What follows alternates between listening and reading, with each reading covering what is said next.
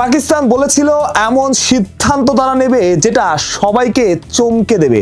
আসলেই চমকে দিল পিসিবি। পাকিস্তানের চমকে দেওয়া সিদ্ধান্তে আইসিসিও এলোমেলো, আইসিসির সব পরিকল্পনা এলোমেলো হয়ে গেছে। ভারত পাকিস্তান ম্যাচকে ঘিরে ছিল সব আয়োজন, বলা যায় বিশ্বকাপের অর্ধেক। অ্যাডও বানানো হয়ে গিয়েছিল ব্রডকাস্টারদের, তবে শেষমেশ সেই ম্যাচটাই হচ্ছে না। পাকিস্তান যাচ্ছে না, যেখানে ওই এক ম্যাচেই আইসিসির ক্ষতি 250 কোটি টাকার বেশি। আপনি ভাবতে পারেন, যদি বলি আরো বড় চমক নিয়ে হাজির হচ্ছে পাকিস্তান, কিংবা আরো বড় না হলেও অন্য একটা চমক, সেই চমকটা আসলে কি হতে পারে? চিন্তা করুন, এই সব কিছুর শুরু কোথা থেকে?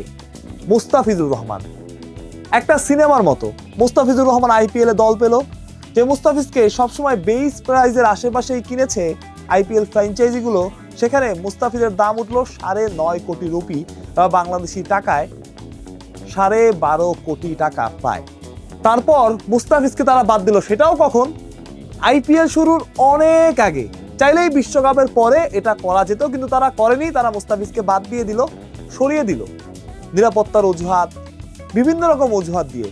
পরবর্তীতে বাংলাদেশের বিশ্বকাপ বর্জন, এবং শোনা যাচ্ছিল পাকিস্তানও বড় কোনো সিদ্ধান্ত নিতে পারে। শেষমেশ সবাইকে চমকে দিয়ে গতকাল রাতে পাকিস্তান ভারতের বিপক্ষে গুরুত্বপূর্ণ হেভিওয়েট ম্যাচটা বয়কট করল। তবে আরেকটা সিদ্ধান্ত আছে, যে মুস্তাফিজ থেকে সবকিছু শুরু হয়েছিল। কেমন হয় মুস্তাফিজুর রহমানকে যদি পিএসএল এ ডিরেক্ট সাইনিং এ বড় একটা টাকায় চুক্তিবদ্ধ করা হয়, সেটাও ওই সবকিছুর সূত্র ধরে। কখনো এভাবে উদযাপন করে মুস্তাফিজকে বা মুস্তাফিজের পিএসএল ড্রাফটে অন্তর্ভুক্তি এতটা আলোড়ন তোলেনি, যতটা আইপিএল থেকে বাদ দেওয়ার পর পিএসএল এর অফিসিয়াল পেজ থেকে সেই পোস্টটা, মুস্তাফিজুর রহমান পিএসএল এর ড্রাফটে। বড় একটা সম্ভাবনা আছে, আমি জেনেই বলছি। কয়েকদিন ধরে বিভিন্ন রকম গুজব খবর উড়ে বেড়াচ্ছে, মুস্তাফিজুর রহমান এই দলে সেই দলে, এই দলে ডিরেক্ট সাইনিং হতে পারে। তবে আমি জেনেই বলছি, মুস্তাফিজুর রহমানের একটা বড় সম্ভাবনা আছে ডিরেক্ট সাইনিং এর, এবং এটা বড় অঙ্কের টাকায়।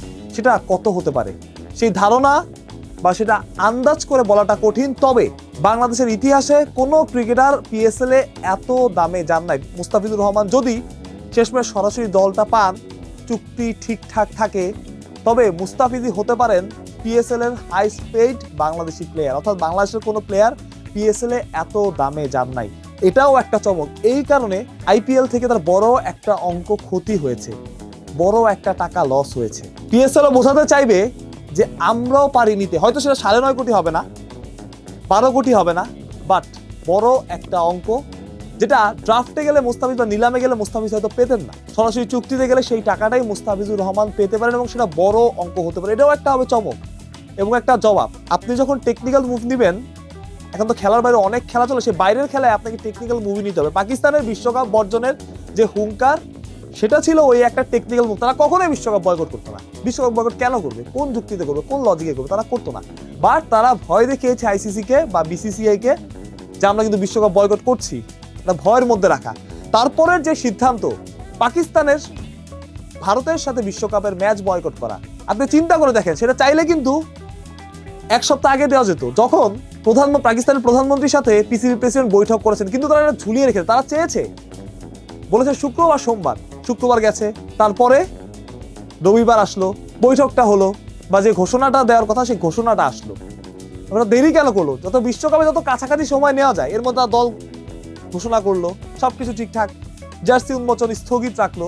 মানে তারা টেকনিক্যাল গেম খেলছিল, মাইন্ড গেম খেলছিল, যাতে বিশ্বকাপের কাছাকাছি সময় গিয়ে এই কাজটা করা যায়, যাতে অন্যরা সময়টা কম পান তাদের অল্টারনেটিভ খোঁজার জন্য। এটাও একটা মাইন্ড গেম আমার কাছে মনে হয়।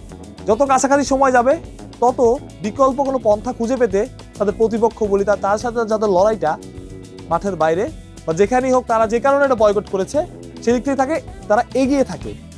তেমনই একটা মাইন্ড গেম হবে মুস্তাফিজুর রহমানকে যদি ডিরেক্ট সাইনিং এ নেওয়া হয়। নিশ্চিত করে যারা মুস্তাফিজকে বাদ দিয়েছে, তারাও হয়তোবা পিএসএল এর পারফরমেন্সে মুস্তাফিজ যে দলে খেলুক, মুস্তাফিজকে মিস করতে বাধ্য। মুস্তাফিজ সেটা করাবেন আমার বিশ্বাস।